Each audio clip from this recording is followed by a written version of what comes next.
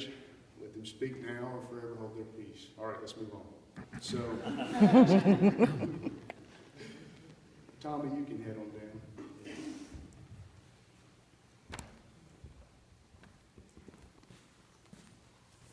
Who is it that brings this woman to be with this man? Her mother.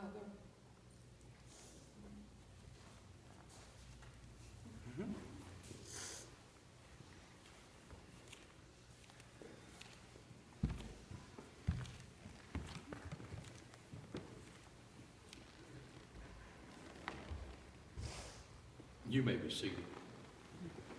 It's an awesome time today for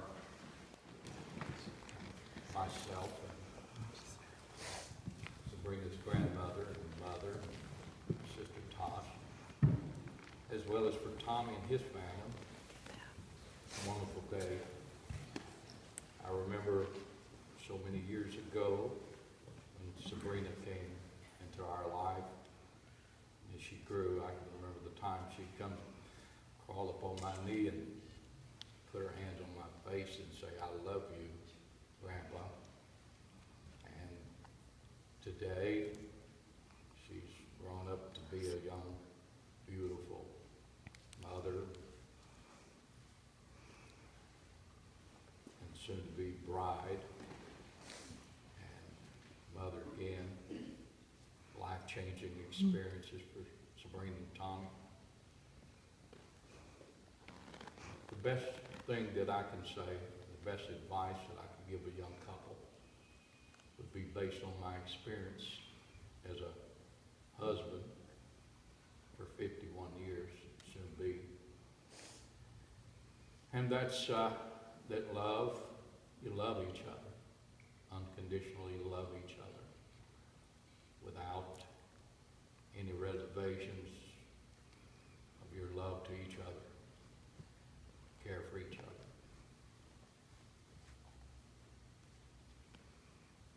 And the church, why your grandmother and I have been married all this time, one of the great points has been the church. The church has been there to teach us.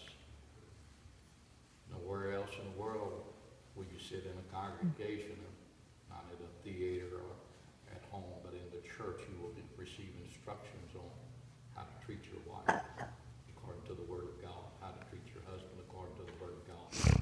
Church is so important.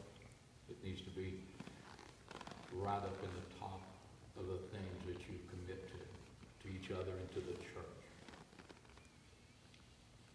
And because we're human, and because we are the sons of Adam and Eve, we will fail.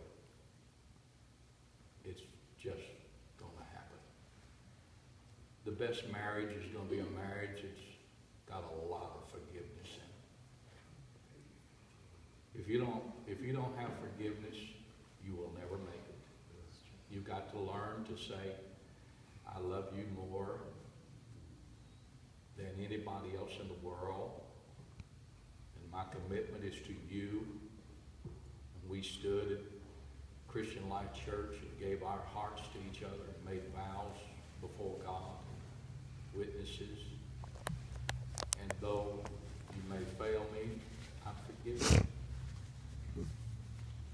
She may not be the best cook, though she is.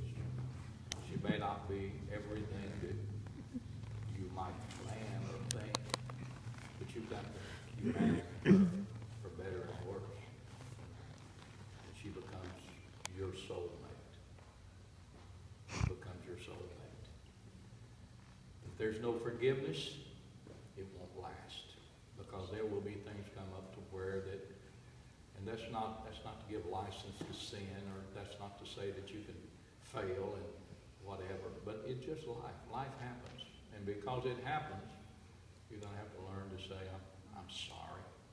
I didn't mean to do that. And you're going to learn to say, don't worry about it. I love you more than I love you. I hate your mistakes. And so I'm going to forgive you. I think it's awesome. Marriage is awesome. When Jesus looked,